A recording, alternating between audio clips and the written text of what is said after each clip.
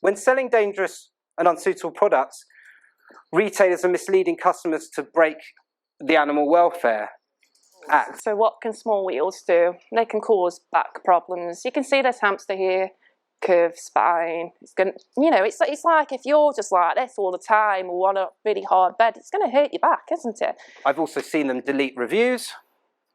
This poor chap, this review was up for 10 months.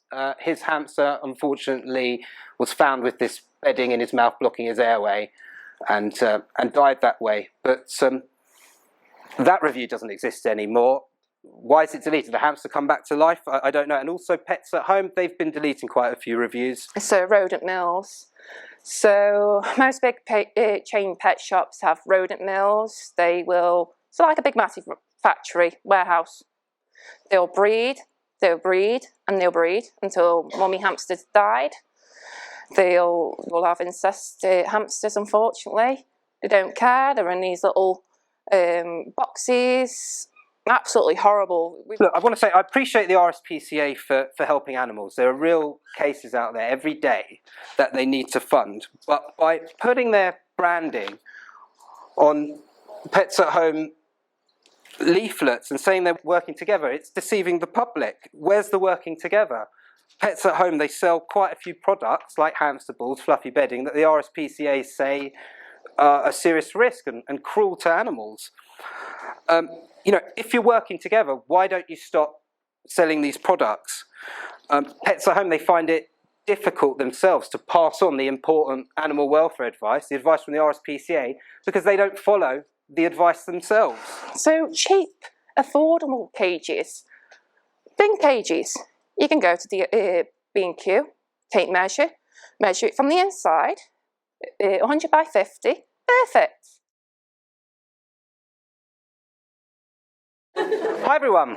Hi. Hello there. Thanks so much, obviously, for all coming here today. My name is Mark Diner. I co-own the website hamsterwelfare.com with Tiffany here. So I'm sure quite a few of you have logged on, seen the site. If you don't know what we're about, sorry, I'm going to have to read these couple of paragraphs. So retailers, they say they're responsible, but they continue to ignore the welfare evidence and advice that exists. When walking into a pet shop, the injustices hamsters face, obvious for everyone to see. Often products are designed to appeal more to children than being suitable for a hamster. Small cages look like toys, small running wheels that injure the spine, fluffy bedding. Hamsters have been getting a raw deal in many areas for quite a while, for too many years. So hamsterwelfare.com, it's here to bring together the advice and the evidence and the care information that exists all into one place.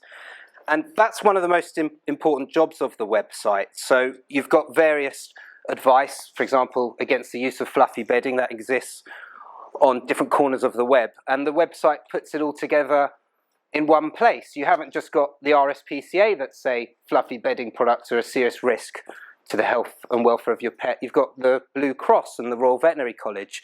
And just putting them all together really gives a better impact. And really, with all these reputable companies saying fluffy bedding is dangerous, how many opinions from the most reputable sources do these pet shops need? RSPCA say fluffy bedding is a serious risk. Words don't really come much stronger than that from the RSPCA, but these words, they're not good enough for Pets at Home. So it's not just fluffy bedding that the website talks about. That's my particular interest because of a very sad thing that happened to my hamster. I was originally only intending to make the website to talk about fluffy bedding, but I came across Tiffany. She was on Facebook. I saw she was making lots of posters, and you're a member of lots of groups. Yeah. Lots of posters about all the other issues, and it taught me about small wheels and what was going on. So I asked Tiffany, I said, look, I'm planning on setting up this site, Hamster Welfare, and here's what I've got about fluffy bedding, but I didn't have anything else. And Tiffany co-owns the website with me. So if Pets at Home knock me off, then she can take it over. So one thing that's quite nice about the site, the traffic's constantly growing. We're showing up on many major searches like hamster advice. We're up there on page 1 with the RSPCA Pets at Home. And then our adverts are there to give an impact. So if you type in hamster cage advice, you'll see this advert saying buy a hamster cage that's at least 100 centimetres. Or for wheels, buy a hamster wheel that's 28 centimetres. And it's very handy with Google to be able to just put these messages out there so people learn straight away just from the adverts. And in the future, we're hoping to really dangle these adverts above, maybe do Google AdWords, you search pets at home and an advert like this will come up, and hopefully from that the retailers will start listening. Right, so yeah, I'd like to talk to you about what happened with my hamster Poppy. I'm not going to go into too much detail about it. It is on the website. What happened, she was a typical hamster purchase from Pets at Home, an impulse buy. She was already called Poppy. On the day they recommended to buy this product here, Soft and Safe. This was the loose version. They also recommended these pods, which exist. I'm sure a lot of you guys have seen these out there. A bit of a ridiculous invention. You know, obviously RSPCA say fluffy bedding is a serious risk due to possibility of ingestion, and here you are mixing edible seeds with fluffy bedding, and they're expecting hamsters to pick the seeds out from amongst the bedding. Just not a great idea, this product. And you know, obviously, yes, it says it's natural. This is their brand, but not everything that's natural safe. You wouldn't put stinging nettles in your hamster cage. So, unfortunately, after a while, after we realised my hamster, after about 6 months of having her, she wasn't producing any feces, and sadly, for about 10 days, she didn't do a poo. You know, the poor thing must have been in agony. We didn't know what was going on. The vet thought it was just constipation. I had her booked in for an operation to free what we thought was possibly a blockage. That morning, Poppy woke up. She had crusty eyes. We knew there wasn't long. Took her to the vets. While she was waiting for the operation in front of the vets, unfortunately, she died. So we didn't know what was going on. I asked the vets to do a post-mortem and was quite shocked to see what they found. So they found that in her colon there was a 1 to 2 centimetre total impaction of fibre, and there was a rupture of her colon. Like, poor Poppy must have died in agony, and this is something that obviously motivates me to sort this problem out a bit, and it does get to me what happened to her. So I knew, they also showed me some photos as well, which are on the site, and I knew that from looking at these photos, I had a good idea. It was the bedding, but I knew that if I go to Pets at Home, trading standards, the manufacturer Rosewood, fair enough, they'll probably say, how's that our bedding? It's probably a bit of carpet, it could be a bit of old rope. So I knew at that point the evidence was pretty much useless without really knowing what that fibre was. So Cellmark Forensics, there's very few companies that could do it. They actually, the company that the police used, they sent someone to the veterinary practice, I think it was an ex-police officer, to pick up the sample from their fridge.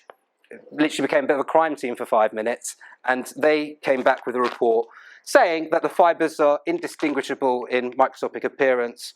It is the bedding, Soft and Safe. So I first wrote to Rosewood, the manufacturer. They know the RSPCA advice exists, saying it's a serious risk, but they don't agree with the advice.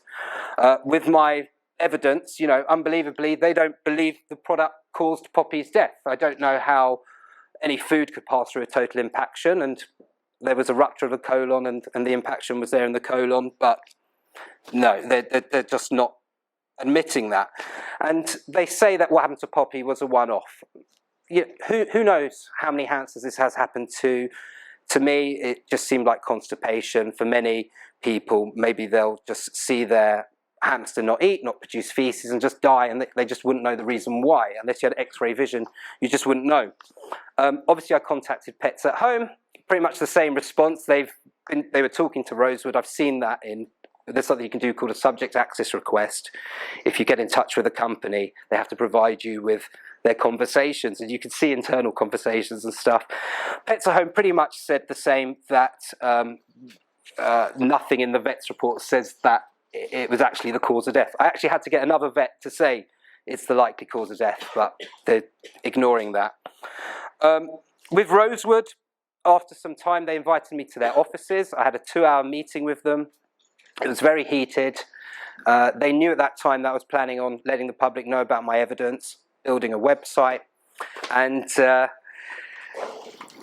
couple of weeks after that meeting, they sent me a legal letter from some fancy solicitors telling me to be careful about what I say. And, you know, so I replied in a nutshell saying that it's not just me that says fluffy bedding's dangerous. The RSPCA have been saying this for years, and I hope you're not trying to dissuade me from sharing this important evidence that could help the lives of many animals. I teamed up with some lawyers I had to, who helped me write a letter. I sent it to about 30 retailers, and about half the retailers have removed fluffy bedding. You've got the likes of Jolly's, Pets Corner, Asda. Just until recently, they've let me know that now they were selling this product, Soft and Safe, in their large stores, not anymore. Also Amazon, I got in touch with them and they removed lots of listings, probably about 15 listings, but now a few are back, and I'm going to get my solicitors to get in touch with them again and hopefully sort out what's going on with Amazon. So a lot of bedding has been removed. Some brands as well that you might know of. Sorry, Tiffany, where is it? It's down here. So this one, Safe Bed, usually it's pink. This is now discontinued. I spoke to the managing director of this, phoning them up, telling them who I am. I think the website, they don't really want it dangling over their heads so much. Rotor Stack, just until a couple of weeks ago, this was sold in Sainsbury's, and I know a lot of people know about Rotor Stack. I've got in touch with them, and they've told me now that apparently the Rotor Stack brand has been discontinued. So any products you see out there, apparently it's old stock. This one was sold in the range. They still sell fluffy bedding. Animal Dreams, they won't even listen to me. And there's, yeah, that's about it. But there's still a few brands out there that remain.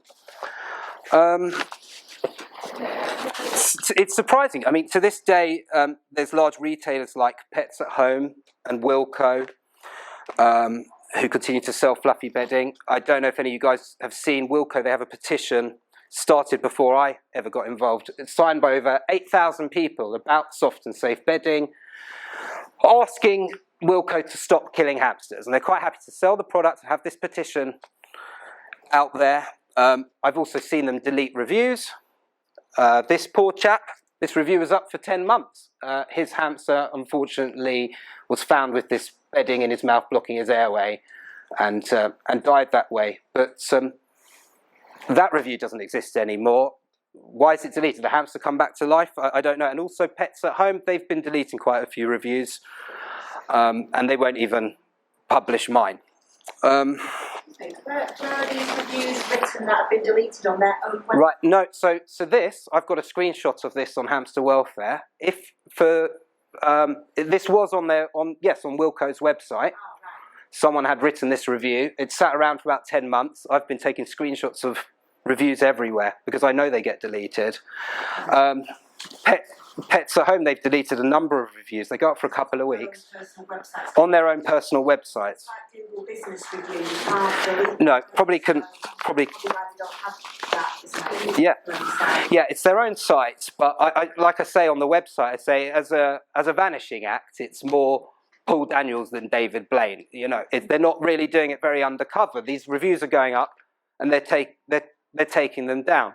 The level of cover-up going on here, you know, something doesn't really seem right. I originally went to Trading Standards, where anyone would go, and you'd think that they would be quite keen to sort the problem out. It's an animal welfare issue. The public, a child's pet. Trading Standards came back saying there's a lack of prescriptive legislation that applies to safety of pet bedding. In other words, there's no safety legislation for them to follow, so they can't say this product's not safe. I replied saying, so literally, I could probably get a bag of broken glass, smash it up, and call it safe pet bedding and get away with it then. And they had no reply to that. So unfortunately for hamsters and other pets, the law needs to catch up with these products. So naturally I went to the RSPCA as well. And they provide the strongest warning out there. So I thought I would approach them with my evidence. They'd welcome it with open arms. They can use it to support their serious risk advice. But unfortunately, the head of companion animals, she came back in a very short email saying, I'm very sorry, but I'm unable to comment on the autopsy results. Of course, I asked them why. Why can't you comment on what my post-mortem shows? You've sent it to your science department. It's been there for a good few weeks. And it just seems they're unable to discuss my evidence that exposes a dangerous product that pets at home sell. They don't want to get involved. They wouldn't help me distribute the information. Also, I've asked the RSPCA a number of times, even on a Zoom call, about this petition. It's nothing to do with me, but there's a petition out there signed by 37,000 people asking the RSPCA to bring back the cage size of 80 centimetres to 50 centimetres. You know, cage size is a real sticking point amongst the hamster community. What's your problem? Put this advice back. And I've seen in a forum, and I was contacted about this, people say that after the RSPCA teamed up with Pets at Home, this advice vanished from their website. Someone says in a forum that Pets at Home were receiving a barrage of complaints saying, hey, you're selling these small cages, RSPCA advice is this size. So that's been taken off. So come on, RSPCA, put that back on your website. What's your problem? Why can't you put this advice back? We tried to bring it up, sorry to interrupt. Yeah, I want to know. Pets at Home, because we've never had a hamster before in December. We kind of got it rescued from a lady. We went to Pets at Home and were telling us about the cages suitable for Syrian hamsters. We've got a Syrian hamster. And obviously we know now what we got was small, wheels were small, and that bedding that you're showing, thank God we didn't use it. I ordered some, and then I been reading for days, for weeks, about how to look after hamster. I saw about that. I got my money back. I even mentioned it at the shop. You do know that this is really unsafe. I've got an article. I've got evidence to show it. Yeah, they know. They were saying, well, we don't want to know. They can't. They're just missing it. And this was Pets at Home. Was it the staff you were talking to there? Yeah, the staff. Yeah, I mean, they're in an awkward position. You know, the staff... The young girls and stuff, you know, but the manager was there and she just didn't want, she was saying, well, we've been told it's okay, but it hurts you, doesn't it? I mean, you know, obviously we've not had anything, we've not given our hamster that, but I nearly did. Yeah. Because I'd opened a pack, I couldn't get my refund for that. I've actually still got it at home because I look at it and I think, oh my God, you know, this is something you can't dry yeah, you're... like a dry felting thing. Yeah, I mean, it's look, yeah. I look at, with someone, I didn't know anything about hamsters, and you look at this and you think, oh, it's nice and fluffy and cozy, I'd love to get in that. And I could see, and this is why they probably carry on selling it, you know, they probably think, the public who don't know better, probably think this is fantastic and what hamsters need, but it's not what they need. It doesn't hold up the structure of a burrow. Sorry, I did an experiment on this. It's on my TikTok. I'm Tiffany Pets. I'll just jump in straight. That's all right. I got a packet of soft and safe. Didn't really want to put money into Pets at Home's pocket. I got one of these because they said, oh, it breaks away with water in your hamster's cheek pouch and whatnot. So I got toilet paper. So I've got one bowl of water and toilet paper that can break down, and one bowl of this. This stuck together like clumps. Now imagine that being in your hamster's pouch. I have talked to rescues that luckily she's a trained vet. There's been mould inside this cheek pouch because someone's used this, someone's surrendered a hamster. It's stuck, it's got mouldy. Luckily she was trained to get this all out. And it's just impacted the cheek pouch as well. So it's just... That's what's written. There's, on the change.org petition, the author's written saying that you know, he believes that the fluffy bedding gets stuck to the inside of your cheeks. He says, take a bit yourself, put it, and Put off the saliva when they got food. I don't know, but you know, how do you expect a hamster to? They transport this product in their cheeks, and how do you expect it for a little bit not to go down? And of course, when you wet cotton wool, it becomes impacted. It completely changes in texture. I did a video and I was pretending to like sniff it. And when I did that, it kind of all went up my nose, and I was like, oh my god. That's another issue. Yeah, they say respiratory issue, because they can breathe it in and it gets into their lungs and into their body. So that's another issue. There's many issues that are going to be with fluffy bedding, and that's what I was going to talk about in a bit. But just thought I'd jump in and I'll mark out a bit. But yeah. So yeah, look. So as long as the RSPCA not really being able to provide advice nowadays about cage size, they say just buy as big a cage as possible. Something I found is they can't really put their advice in their leaflets. And after Poppy died, I looked on the RSPCA website, and I saw the serious risk advice, and I was thinking, hang on a minute, I've got this leaflet knocking around in my drawer, the Pets at Home and RSPCA Guide to Caring for Your Syrian Hamster. And in this leaflet, there wasn't the serious risk information about fluffy bedding. You know, there's on the environment page for hamsters, that's pretty much the most important thing they talk about, and it wasn't in here. And I read this leaflet, I relied on it, and if that information was in here, then that would have saved Poppy's life. So I took a look at when Pets at Home teamed up with the RSPCA, and there's this article in the Vet Times in 2012. Chief Executive Nick Wood said, at Pets at Home, we're passionate about pets and their welfare is our top priority. This partnership will see us working with the RSPCA on several exciting projects. Here we go, here's the kicker. We know the RSPCA's messages don't always reach every animal owner, so some people are simply not interested in the campaigns and animal welfare information. Whether we are providing direct advice in stores or through RSPCA leaflets and booklets, this partnership could enable us to get our advice to them, and that could make a huge difference to an animal's life. Obviously that information wasn't in the leaflet, and I would have stopped using the product, obviously, if I saw if it said that information about fluffy bedding. Let's not beat around the bush. Pets at Home, they sell fluffy bedding, so it's rather inconvenient for them to share the RSPCA's opinion in their leaflet. And some real strange things has happened since I've mentioned this to the RSPCA. The leaflet changed for a short period of time. Instead of being actually I've got a slide for this, instead of being the Pets at Home Guide to Caring for Your Syrian Hamster, they didn't change any of the content inside, but it became just the Pets at Home Guide to Caring for Your Syrian Hamster, not joint with the RSPCA. Here, RSPCA working together, not on this leaflet anymore. But the RSPCA are back on the new leaflet. Somehow they managed to get their branding back on it. Hopefully not in a ball like that. Yeah. Oh yeah.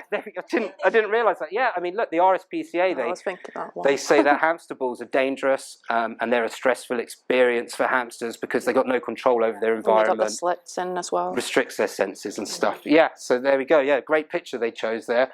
Get rid of the RSPCA. You can stick a hamster ball on the front cover of the leaflet. You can pick that picture apart and see what's wrong with it. So look, in the new leaflet, it says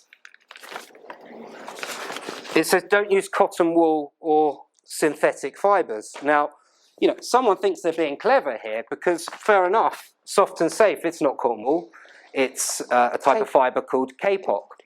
Also, it's naturals. It's natural.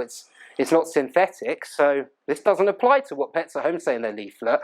But on the RSPCA website, it says cotton wool or similar fluffy bedding products. In fact, this product even says full of where does it say? It says full of fluffy cellulose fibres. It even says the word fluffy on there's no doubt that this is fluffy bedding, and it is very similar to cotton wool. But, you know, Pets at Home, I mean, where's the word synthetic come from? Why are we making up words here?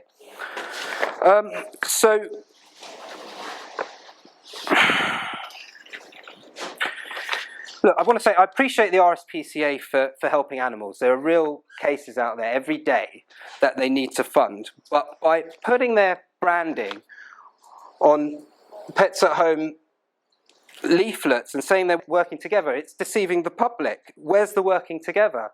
Pets at Home, they sell quite a few products like hamster balls, fluffy bedding, that the RSPCA say are a serious risk and cruel to animals. If you're working together, why don't you stop selling these products? Pets at Home, they find it difficult themselves to pass on the important animal welfare advice, the advice from the RSPCA, because they don't follow the advice themselves. And the problem with them with fluffy bedding, how can they say in their leaflet, don't give hamsters fluffy bedding, when you sell fluffy bedding in store? Instead, they pick and choose the welfare advice. They choose to leave the welfare advice out that may expose the dangerous products that they sell.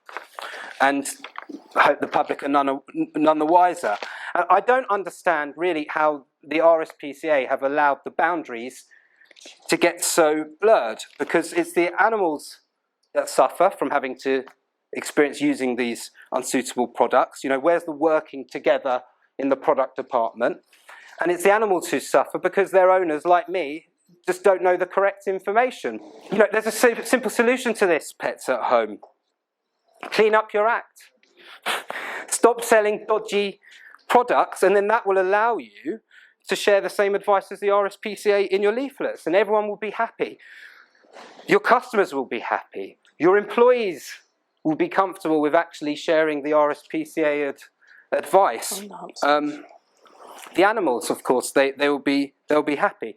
Just Pets at Home, just try following the RSPCA advice. And obviously it's not just Pets at Home, there's many other stores out there. And hamsters get a raw deal with so many products. There seems to be more wrong out there in these pet shops than right. And there's a lot of misinformation going on out there, covering things up. We get a bit frustrated to see tiny hamster wheels, literally this big, advertised as suitable for all sizes, dwarf, Syrian hamster wheels. We don't see any of these large hamster wheels in store. I think they have one advertised for rats, fair enough, but you're never going to see a large hamster wheel currently set up in a Pets at Home in a cage that you can buy, because it won't fit in one of these small cages. They've got even smaller now, Mark, the new ones. They've got smaller, the cages. Yeah, have you seen the new layout? They're like this big. They used to be like this big, and now they're this big, like a cube, like acrylic stuff, and they're this big. The local one's just done it. It's like a little children's playground, so that's fun. No, it's not. No.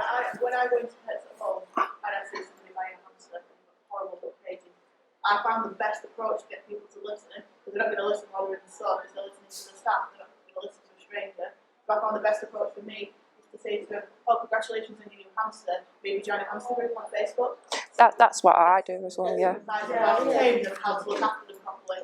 And I found that quite a few people sort of joined my group afterwards and said, thank you for letting me know, and then they sort of come and corrected it before it was too late.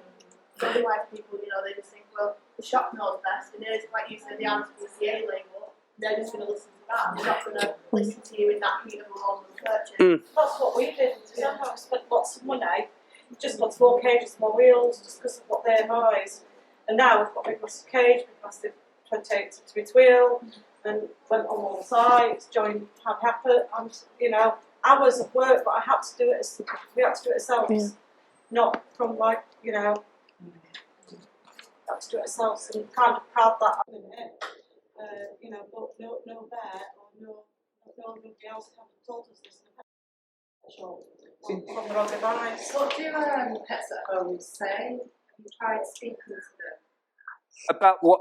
About what the advice that they can give? Well, look, yes, obviously, the thing is, Pets at Home,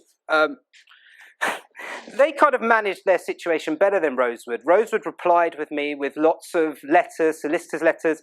A lot of the points from their solicitor's letter, I then took and put it in my letter and sent that, rebutted it all.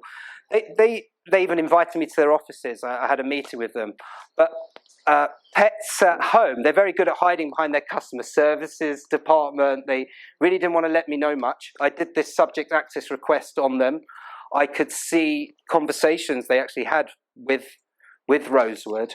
One of the interesting things, I wasn't going to put this in a speech, but Pets at Home with trading standards, they've large companies have this. They've got something called an appointed, I think it's appointed representative or appointed relationship with trading standards. And large companies like Tesco's and whatnot, obviously they get loads of complaints.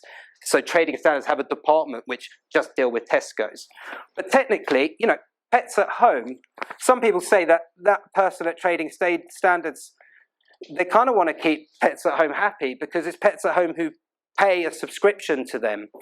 And in the subject access request, Pets at Home suggested to Rosewood, why don't you team up with trading standards for their tailored advice? And it was all a bit weird. I'll move on, sorry. But Pets at Home, you know, they are the biggest pet shop retailer out there in the UK. And they need to move on from their business model of 20 years ago and move more towards the products that we know are safe and that we should use.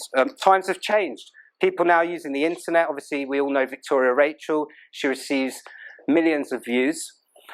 There's millions of people out there who know about proper hamster care, but nowadays you don't really want to walk into a pet shop because if you know about the care hamsters need, you're horrified. It's like a horror show to see these products there. And the hamster community, we get very frustrated seeing these cages targeted towards children. But these days, it's the kids who are wiser. They watch the YouTube videos and they're the ones searching the internet. It's not like 20 years ago, they were just books. The pet shops, they need to ask themselves, how long are we prepared to carry on this old business model? And when are we going to make the switch and move to bigger wheels and products that are actually safe? Just going to wrap up with one more slide here. Currently, it's how I see the situation. By not changing the products they sell, the pet shops are looking very unethical and annoying a community of millions of people who know about the correct care for hamsters, putting their staff who know about proper hamster care in an awkward position, losing millions in revenue from those who actually want to buy the correct products. You know, for us here today, how many of us now would buy all our hamster products from Pets at Home? We're shopping elsewhere. And yeah, pet shops are losing customers who would probably spend more and have more repeat business than a hamster owner who doesn't care with a one-off purchase. They're losing animal-loving customers, might have other pets. When selling dangerous and unsuitable products, retailers are misleading customers to break the Animal Welfare Act. It's our responsibility to give our hamsters a suitable environment. And if pet shops are selling us products that can't do that, then how can the customer? So it's almost a bit misleading us to break the Animal Welfare Act. And pet shops, the thing that annoys us the most, they're causing millions of captive hamsters to live a miserable life. You know, yes, it's a different business model where cages are bigger and it's bigger wheels. They will cost the customer more, but currently the pet shops are missing out on lots of customers, enthusiastic hamster owners who would spend that money and give them more repeat business. Right now, the Pets at Home business model, it relies on customers who they're none the wiser, and also it relies on mislabeling products as well. You know, why don't you consider selling suitable products, and then you can have all the customers, the whole ball of wax. Everyone will be happy. We'll all happily jolly down to Pets at Home if they sold these ethical products that we have here today. And it's certainly saying something that today we have to have these ethical products on display, and we are trying to set an example to the shops by saying we don't want your products. There's many brands here that aren't here because they're not invited, their products aren't suitable enough. So we're here to set an example, and hopefully the pet shops will realise what they need to do. Thank you, everyone. I'll pass you over to Tiffany now, who's going to talk more about everything else other than fluffy bedding.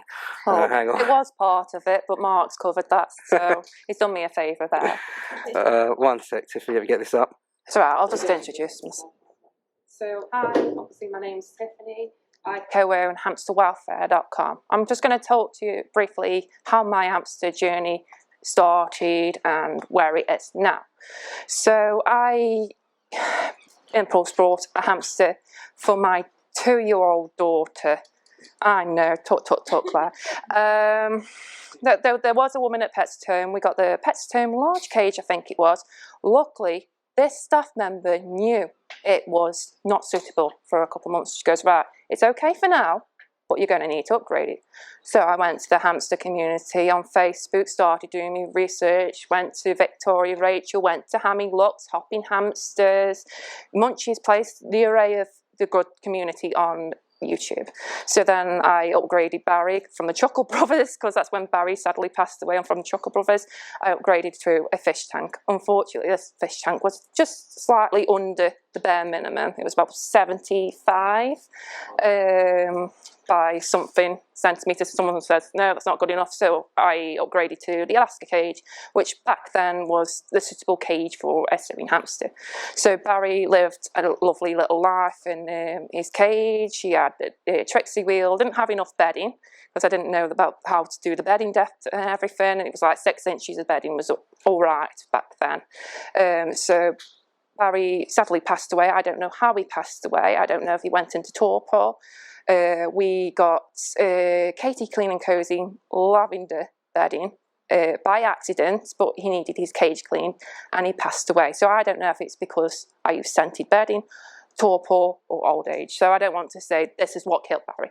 So hop, skip and a jump 3 days later, because grieving process, we all grieve in different ways. I wanted to start an adoption journey. So I called my local pet term and goes, have you got any Syrian hamsters? Yes, we've got this little one called Yeti, as you will see in a bit. So I adopted him. He was in the Alaska cage for a bit. And then I finally got my dream. I got a detox. I lived back then in a 2-bedroom house. I thought it wasn't possible. He had an amazing life there. But then I was like, hang on a minute. I've got this Alaska cage. So I'm going to go on this free place on Facebook. It's really bad for animals, and see if anybody's getting rid of a hamster. That's where I saw Chewy. And Chewy's story actually started off my mother's journey of loving hamsters. And now she's got 8 hamsters. And my dad now has 21 gerbils in massive cages. I've got one of the cages that my dad actually built. So Chewy was, he was 2.5 years old in a Pets at Home cage. I don't know if it's medium or large, one of those rubbish cages. No wheel, sawdust. 2.5 years old. So when you rescue a hamster, as Kate and Sophie will tell you, you take it to the vets, get a vet checked. Guess what that poor animal suffered? Weak muscles, weak back muscles. I tried my best, protein, I tried guiding him over bendy bridges on my bed, did my best. His health was deteriorating. 4 months he lived in my care. 4 months, but in the best care possible. I had to have him put down. His teeth was constantly growing, he wasn't chewing. So every time he had to go, he was 2.5 years old, so vet trips are stressful for hamsters, as some of you might know, when they're older. I had to have him put asleep, because I thought it's not fair putting him asleep, to have his teeth clipped, to him waking up, and he's like shaking. He can't. So unfortunately, before Christmas of all times, me and my family, because I've got a little girl, all sat in his car crying and saying goodbye to Chewy. So Yeti lived a bit longer. I think he lived about 3 years. He was a character. He used to come out of his burrow, run on his Trixie wheel. Just squeaking. He's like a right character, he was. Got out of his burrow once because he wanted a drink of water. Well, he wasn't happy about that. So he was just like, why do I have to wake up? So he unfortunately passed away, but he passed away on me. I also run a few Facebook groups. Some Facebook groups stopped. I have United Hamsters, which is not the best one. It's not that out there, but I own that. Happy Hamsters, funnily enough, I admin for that. And now I do TikTok videos. Maybe some of you know me, I'm Tiffany Pets, and I've got my Instagram. And I try to promote better hamster care and gerbil care, because I got gerbils as well. So that's my story, kind of in a nutshell. So I'll get on with the PowerPoint presentation. So the research. Here at hamsterwelfare.com, we have got an array of research. I wish when I got Barry, I had all this research, not just Victoria Rachel going, oh, you need this cage, or oh, you need that cage, just bam, there. So it's really good. It's basically the building blocks for the bare minimums. In an ideal world, we would all have the same bare minimum. Take a look at the US. 450 square inches of 450 inches of unbroken floor space. Now they're trying to push our bare minimum up. The UK, technically, it's 80 by 50. But I bet most of you here now know that more people are pushing 100 by 50, mainly for serving hamsters. But here at Hamster Welfare, with TVT care guides, we push 100 by 50 for all species of hamsters. So they are basically the building blocks. It's there. It's a bare minimum. Aim for bigger if you can. So this is some of the research we've got. If you go onto our cages and evidence, scroll down to near enough to the bottom, is it, Mark? Yeah. This is the research done in Frankfurt, and this is the research that was done in Liverpool. And I think we've got Royal Veterinary College and different research on that page, but those are the two that I've pulled off. Sad reality. That's what Chewy was in. Look, you know, I remember my friend had 2 Russian dwarf hamsters. Before all this research, had 2 Russian dwarf hamsters and that. I remember back as a child in the early 2000s, didn't have the internet, didn't have the computers, feel like a right dinosaur now. We had it in a rotor stack. It's just horrible. And then you've got these tiny tail cages in America. Thank God they're not in the UK at the moment. But it's just like, they're treating them as toys. Putting them in dinosaurs and police cars and rocket ship and making them just go around. And they do this because they know that something like this is suitable for the adults. You can put it in little Jimmy's room. It's not going to take up more space. But they don't know what it's like cages like this. You'd need to spot clean this, maybe clean it out full clean once a month to 6 months, depending on the size or how you do spot cleans. But that one there, Pets at Home sell that. How many of you have seen that in Pets at Home in their store? Just show of hands, how many? I don't have them in as much now. But some of you have seen it and most of you haven't. Well, it's mainly online. If they sold that in store and more people, the staff know what they're talking about. Some staff know what they're talking about. They sold that, staff members push that, they get more money for it. But no, they sell the tiny cages and everything.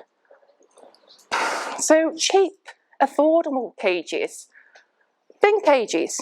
You can go to the B&Q, take measure it from the inside, 100 by 50, perfect. There's lots and lots of different videos out there. Victoria Rachel's, Munchie's Place, Erin's Animals, I think, do bin cages and show them how you do lids. It's very simple. You've got IKEA, I can't even pronounce the name, Limonen. I can't pronounce the name, I'm so sorry. You can't either now. But this was a desk. So someone's thought, hang on a minute, I'm going to make this desk and I'm going to put something in front of it and it's going to be a cage. And you've got the detail and everything like that. That's one of the cages my dad's made. So if you're really handy with the DIY and everything, like Victoria Rachel's done something similar, get all that. He's put like little magnetic things. So my mum has these in her room, and they've got like magnetic shelves. Well, the world's your oyster if you make your own cage, isn't it? Really, you can deck it out. You can decorate it however you want. I mean, Nick, our Syrian hamster right here, has painted her cage, and Kate's decorated one of their cages like a rainforest. So the world's your oyster, isn't it? Absolutely love DIY cages. So I'm going to move on to wheels. So these are the posters that got me started at hamsterwelfare.com. Bit of a backstory quickly. So I was posting these on the website, and this guy called Mark goes, "Can I use this for the website?" Yeah, okay, Mark.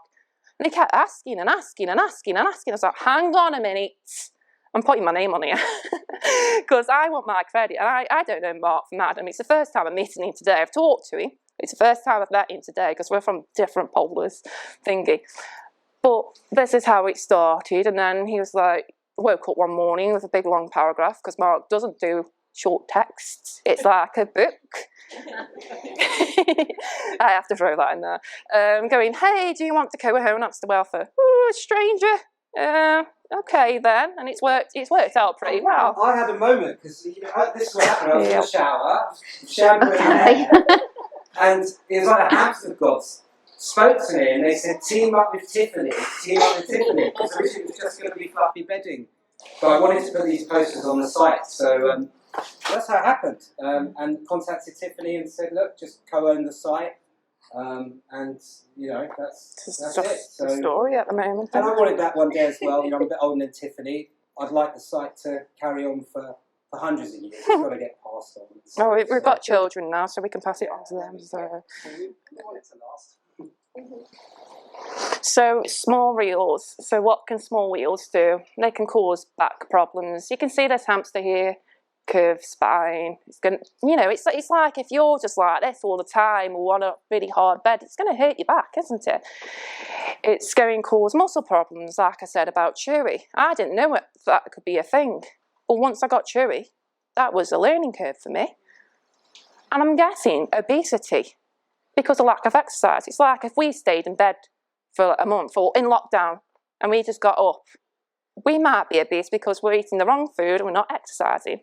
I mean, I'm the one to talk because I hardly exercise, but to do the light exercise and everything, jobs are good. But because they're like this, they're not going to run on the wheel, are they? They're just going to be like, nah, you know what?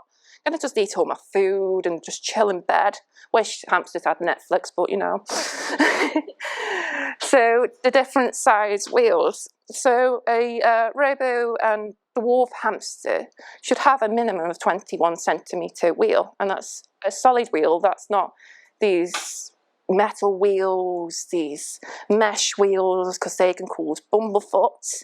I recently read a story on Facebook that Pets has started selling these new wheels. It was like, oh wow, wooden wheels. Oh no, this has happened. They've got little wooden dowels in. The woman's come back home from work, blood all over the wheel, all over the cage. So it's done something to the hamster, and it's just like, it could really hurt the hamster if they go like that. It can hurt the paws. So they're trying to do good things, but they're not listening totally. They're trying, but they're not at the same time. I currently have a dwarf hamster that I first fostered with another rescue, but unfortunately nobody wanted him, so we kept him. It was like, he's on a 100 by 20 centimetre Jungle Pets tank, living the best life, and he's on a 28 centimetre wheel, and he absolutely loves it. And Syrian and Chinese hamsters should have a wheel that's 28 centimetres or bigger, so like a 30 centimetre wheel. There's also these wheels out there that's being sold with little sandpapery tracks. I don't know if anybody's seen them, to keep hamsters' nails down. Well, hamsters don't run on their nails. I mean, that would be perfect for me because Ivy, who I adopted from Happy Hamsters, kept having to have a little medi-pedi kind of thing for her nails growing. But think of him running on sandpaper. It's going to wear down the paws. And if you don't treat blisters and everything, it's going to get infected. And vet bills high. So there's that as well. What do you advise for that? Do you mind if I ask you that? So, on your site about that? Not about nails, but I can tell you what I tried with Ivy, but unfortunately this didn't really work. There are lava ledges, the KT lava ledges, if you've seen that. I think Pets do sell them, or you go on Amazon. You've got that, sand baths, which everybody should have a sand bath. Rocks you can get from an aquarium section. Wood, cork, and everything. It's just one of them. It's just you've got to try a load of products, but sometimes it might not work out. You take your hamster to the vet and Yeah, I mean, it only cost me £7 a month to get my hamster to have like a little maddie. Ours is 2. Yeah.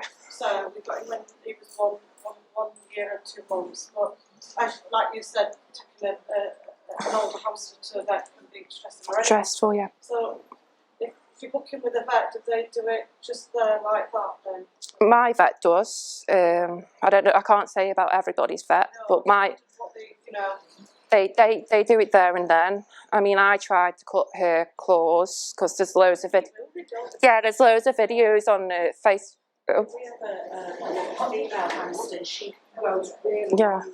Yeah, A lot of walls grow, but I just got a lot of a lot of slates. Yeah, we got slate. Yeah. Water wheels, so anything they have to go into daily, they have to walk over something hard, something to wear the nails down, like the wood pot, Yeah. something big and bulky, always That actually keeps them down. we'll never need to trim them. Yeah. Yeah, putting it like onto their wood, like by their waterfall where you know that they're Yeah. It's just tricking them to go on these stones and everything. is the stone safe for them? The smooth ones, I mean. I haven't really heard it, but I think they might be if it's not got any salt or anything on it. No, it's just I a. asked on one of the Assyrian ones, and somebody got back to us about the stones, but the flat ones, not the ones. As long as it's not got anything on it, I'd say yes. As long as you wash it out and everything, because aquarium stones you wash it and then you put dry it and put it in the cage and everything. Again, But- when she does a clean out, she changes everything round. So don't get used to it. She's got to run over different things all the time, and you know, so yeah. Yeah, but there is not Facebook, YouTube videos of how to do it, but really and truly, I didn't like cutting ivies, and you have to have plain flour by the side because if you cut the quick and everything, the best people to talk to about keeping nails down, like if cutting, would be Kate and Sophie because they do it on the daily. Really, they're more hands-on experience with that. But you know, rocks and everything. What that lady said, try that, but if it doesn't work out, you can try doing it, but I wouldn't recommend it because obviously hamsters are squeamish, squiggly, but you know, you can't take it to the... No, it's just because they can curl as well, can't they? And it goes into the pores. No, but that's what I got scared of because you can see these pictures of these hamsters' nails and it's like, no, they're a bit too long. And Especially if they've got hard pages. yeah. So I'll crack on. So this is what a hamster should look like running on a wheel. If you can do that. Oh, it's internet. it's internet. It's not. Oh, it's not connected. Oh, okay. So basically, We have a video on the website, don't we? yeah, we do have a video on the website. It's Yeti, and his back's not curved, and he's running really, really nice and easy breezy. Bedding. So there are lots of dangerous bedding out there, as Mark and I've said. Fluffy bedding can cause blockages, entanglements. I've seen many hamsters in rescues getting entangled, and sadly some of them have to bite their own paw off to get out of this fluffy bedding. It's like something you see on the documentaries and everything, like you're chopping your hand off and everything. It's horrible. It can cause respiratory issues and impact cheek pouches, which I did say. Cedar, sawdust and pine. Back in the day, my mum used to get sawdust from woodworkers. You know, they can cause respiratory issues. Now think about woodworkers, they have to wear masks. You can't put a mask on a hamster, can you? You can try, but you can't really. You've got scented bedding. So scented bedding is basically like being trapped in a lift. Me and you trapped in a lift, and I'm spraying Lynx or really old granny perfume, what my nan wears.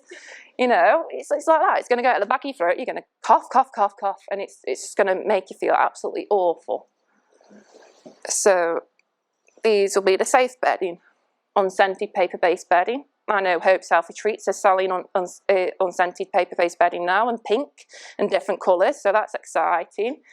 You've got hemp beddings, just make sure it's not that sharp. I know some hemp beddings can be a bit sharp. Aspen and spruce bedding. I personally use paper-based bedding mixed with aspen from Small Pet Select, and that's quite a nice mixture. Just pop it all in and give it a good mix, and then pour it in the tank. So make sure, people say to make sure that your bedding depth is 6 inches. I would recommend try and go for 10 inches. And I know people in here have barred cages and everything. But you can work around that.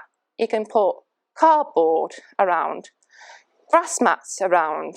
If you want, get some acrylic from the DIY shops, put it around, build it up. And having deeper bedding in this heat wave, the further down they burrow, the cooler they get. And that to me sounds ridiculous, because it's like, oh, it'd be nice and toasty warm in there. But no, even in the wild, they'll be cooler in there. They get out at night, it's nice and cold at night, nice and cool at night. But when they're in the burrows, they're nice and cool. They're just chilly. So we've got aspen ready, but we've got some where it's drier wood, and then we've got some that's kind of a bit Bigger. A bit, but it's still classed as aspen.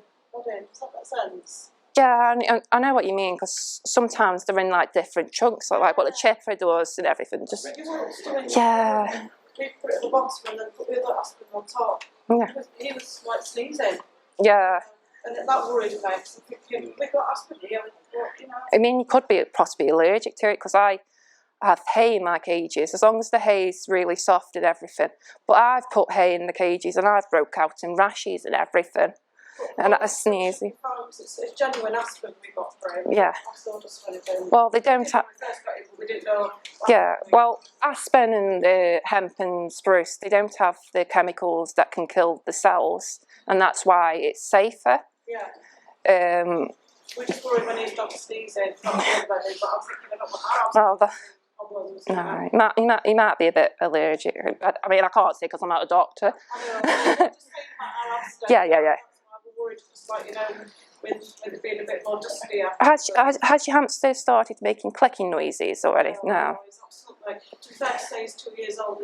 He's getting on. Really active. He's not lost. So he's not, yeah, so like respiratory issues, it'd be like clicking kind of sounds and trouble breathing and everything. So it does sound like he's okay. I wouldn't really worry. I just talk generally about the feeling of aspen. Yeah. If that makes sense. Yeah, no, I get you, because, different kind of, because it goes in a chipper, doesn't it, really? And then you can get big pieces, little pieces, short pieces. I've had issues in the past with some retailers. I mean, it's not always going to be perfect, so just look out, sort of thing, but it should be fine. So Rodent Mills. So most big chain pet shops have Rodent Mills. It's like a big massive factory, warehouse. They'll breed, and they'll breed until mummy hamsters died. They'll have incest hamsters, unfortunately. They don't care. They're in these little boxes. Absolutely horrible. We've got it on hamster welfare blogs. There's been reports of brachycephalic hamster. If you talk to Kate and Soph, they rescued a brachycephalic hamster. Now, I'm no expert of their care guides and everything, but I know that they would need a soft diet because the teeth are so brittle and the teeth can grow out of their skulls because they're breeding these hamsters to death and they don't care. They don't care at all. They've got different skull shapes. This is from Munchie's place. And you can see all the different skull shapes. It's just absolutely cruel. And you've got hydro hamsters, which is water on the brain. So they could have a decent life, but because they've got all these problems, they might not have a decent life. And it's so sad. These are mainly found in the US, but Kate and Sophie found one in Pets at Home. So it's now becoming a UK thing. And it's just like, how many more is out there in the UK? Or how many more is out there in Canada or across the pond? You know, it's just so sad what's happening. So where can you get a hamster from? Well, Happy Hamsters, different rescues on hamsterwelfare.com. We've got a list of different rescues. You can tell when you rescue a hamster that they're so thankful that you've rescued them. They're just so thankful, so loving. And then you get the feeling like, I've done this for this hamster. I've created this better life for this hamster. And it gives you a sense of purpose. And then you can't stop at one, can you, really? No. You know, I mean, you know more than anyone. You know, so you adopt and you adopt and you adopt more, like one after the other. And they're the most, it's the most rewarding thing that I've done in my life is to adopt these little fuzzy creatures, and my partner loves them and my daughter loves them. This is so lovely. And there is new scientific research done by the Royal Veterinary College. They tell you about the lifespan of the average hamster. They tell you why hamsters should be kept alone, and all the different health issues. So yes, so that is basically it for me. So I hope you enjoyed, and thank you very much for listening. Thank you. Come on, Ma. You just stand up. Me, man.